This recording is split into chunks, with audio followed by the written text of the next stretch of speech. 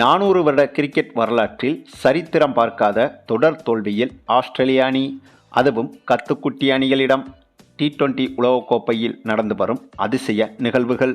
இந்த உலகக்கோப்பை தொடரிலிருந்து சூப்பர் 8லேயே அதிகாரப்பூர்வமாக வெளியேறிய ஆஸ்திரேலிய அணி. அதாவது நீங்கள் ஒரு கிரிக்கெட் ரசிகராக இருந்தீங்கன்னா கண்டிப்பாக நடந்து வரும் இந்த உலகக்கோப்பை தொடரை மட்டும் மிஸ் பண்ணாமல் பார்த்துருங்க. அதுக்கு காரணம், கிரிக்கெட் என்ற ஒன்று தொடங்கி கிட்டத்தட்ட 400 வருடங்கள் ஆன போதும் சரி, அதே போல் இதற்கு முன்பு எத்தனையோ உலகக்கோப்பைகள் நடந்திருந்தாலும் சரி, அத்தகைய போட்டிகளை எல்லாம் நொடி பொழுதில் மறக்க வைக்கும் சரித்திர நிகழ்வுகள் அனைத்தும் நடந்து வரும் இந்த ஒரே ஒரு உலகக்கோப்பையில் அரங்கேறி வருகிறது. ஏன் அப்படின்னா, இதற்கு முன்பு நடைபெற்ற எத்தனையோ உலகக்கோப்பைகளில் ஏதாவது 1-2 அதிர்ச்சிகள் தான் அரங்கேறும். ஆனால் இந்த உலகக்கோப்பையை பொறுத்தவரை இந்த தொடர் தொடங்கி முதலில் நடைபெற்ற குரூப் சுற்று போட்டிகளில் நியூசிலாந்து, பங்களாதேஷ், ஸ்ரீலங்கா போன்ற ஜாம்பவான் அணிகள் எல்லாம் நெதர்லாந்து, அமெரிக்கா, ஆப்கானிஸ்தான், பங்களாதேஷ் போன்ற கத்துக்குட்டி அணிகளிடம் தோற்று முதல் சுற்றிலேயே உலகக்கோப்பை தொடரிலிருந்தே இத்தகைய அணிகள் வெளியேறியது.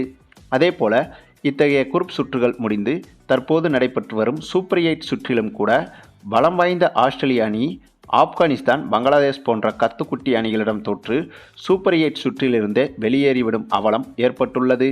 ஆமாங்க, அண்மையில் சூப்பர் 8 சுற்றில் நடைபெற்ற போட்டி ஒன்றில் ஆப்கானிஸ்தான் அணியிடம் அதிர்ச்சி தோல்வியடைந்து உலகக்கோப்பை தொடரிலிருந்து கிட்டத்தட்ட வெளியேறிவிட்ட ஆஸ்திரேலிய அணி, அதனைத் தொடர்ந்து இப்போது மற்றொரு கத்துக்குட்டி அணியான பங்களாதேஷ் அணியிடமும் தோற்று தங்களது கிரிக்கெட் வரலாற்றில் வரலாறு காணாத பின்னடைவை சந்தித்து வருகிறது.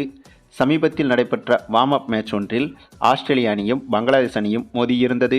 இந்த போட்டியில் முதலில் பேட்டிங் செய்த ஆஸ்திரேலிய அணி 20 ஓவர்கள் முடிவில் 164 ரன்கள் எடுத்திருந்தது. பின்னர் இதனை சேசிங் செய்ய களமிறங்கிய பங்களாதேஷ் அணியோ ஆரம்பத்தில் சில விக்கெட்டுகளை இழந்தாலும் இறுதியில் 19வது ஓவரிலேயே வெற்றி இலக்கை எட்டி பிடித்து ஆஸ்திரேலிய அணியை வீழ்த்தியிருந்தது. மேலும் என்னதான் இது ஒரு வார்ம் அப் மேட்சாக இருந்தாலும் கூட ஆஸ்திரேலிய அணிக்கு இது பெரும் பின்னடைவாகவே கருதப்படுகிறது. அதே போல ஆஸ்திரேலிய அணி அடுத்த சுற்றான செமிஃபைனலுக்கு தகுதி பெற வேண்டுமென்றால் இன்று இரவு நடைபெறும் சூப்பர் 8 சுற்றின் அதிகாரப்பூர்வ போட்டியில் இந்திய அணியை கட்டாயம் ஆஸ்திரேலிய அணி வீழ்த்த வேண்டும். ஆனால் என்ன ஒன்று, இன்னைக்கு நடக்க போகிற போட்டி முதல்ல நடக்குமா என்பதே சந்தேகம்தான். ஏன்னா இன்று இரவு இந்த போட்டி நடைபெறும் நகரில் மழை பெய்வதற்கான வாய்ப்பு 72% இருப்பதாக வானிலை மையம் அறிவுறுத்தியுள்ளது. மேலும் இதே மைதானத்தில் இதற்கு முன்பு நடைபெற்ற 3 போட்டிகள் மழையால் பாதிக்கப்பட்டுள்ளது என்பதும் குறிப்பிடத்தக்கது.